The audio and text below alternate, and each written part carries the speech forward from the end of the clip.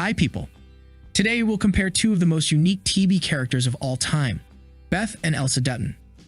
For every one of us, some TV and movie characters feel as if like they were real people. This happens when a character is written so well and he or she doesn't fall into the trap of being perfect.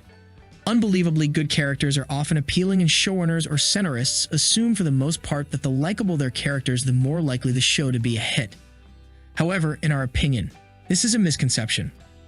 We believe that even though we may like some truly good-hearted characters, we often fell in love with the ones who are disturbingly flawed but also very realistic for this simple reason. These characters often have morally gray attitudes toward life, which make them very complicated. On the one hand, we're critiquing these characters' questionable attitudes, because we know that there is always a better option and a good person should follow that option no matter what. On the other hand, we get these characters and they're not so good choices, because we know that being a human means being intrinsically selfish, and thus, it's very likely for many of us to prefer the controversial over the better one merely to preserve our selfish interests. So, we find the ones with controversial choices much more relatable, and this cannot help but support their anti-hero aesthetics. By this point, we got used to seeing such characters in movies as Hollywood improved itself on understanding what people want to watch. The abundance of jokers out there cannot be explained by anything else. However, as far as the TV is concerned, there is still a lack of complicated, relatable anti-heroes. Well, at least they are not as many as we like. Some bold shows like Game of Thrones, 6 Feet Under, and Peaky Blinders blessed us with some of the most controversial but also relatable figures of all time. And yet, we're still demanding more.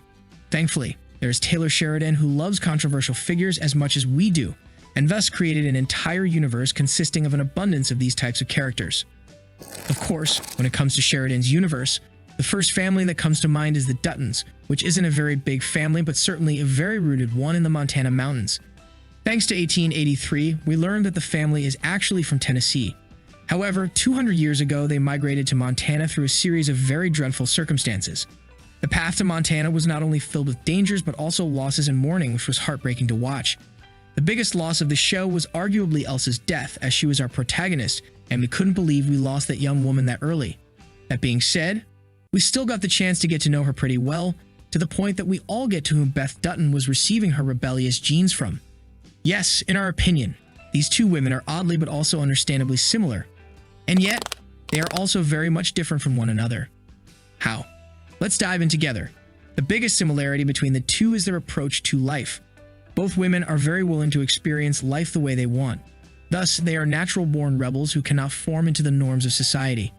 So, they are often regarded as outsiders who cannot fit anywhere. Beth does this by not delivering the expectations of a proper, mutually respectful relationship with anyone. While the modern norms dictate us to not raise our voices or use any curse words to make sure we preserve kindness, Beth doesn't recognize any of this and is known for her occasional burst-outs as she refuses to pretend anything that she doesn't feel. Elsa did this by refusing to fit into the understanding of womanhood of the era. As a woman who lived during a very conservative era, she denied wearing dresses, taking the role of a caregiver, and pretending to be a very ladylike attitude. Instead, she hung out with the cowboys, had multiple lovers, and took an active role in protecting their group alongside men. Another similarity between the two is their determination over everything they want.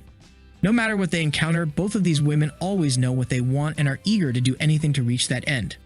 There's no place for ambiguity or confusion in their life.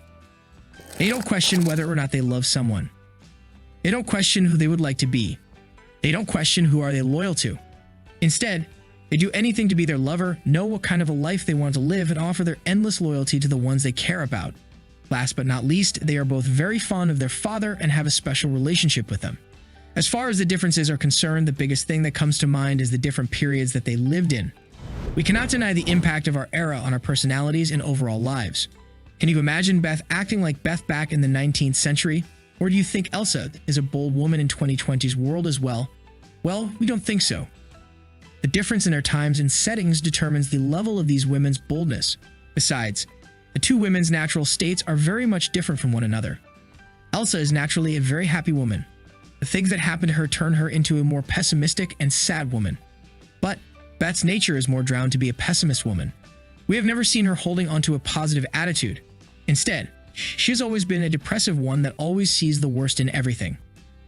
What do you think about Beth and Elsa? Which woman is your favorite? Let us know what you think in the comments below, and don't forget to like, subscribe, and share the video.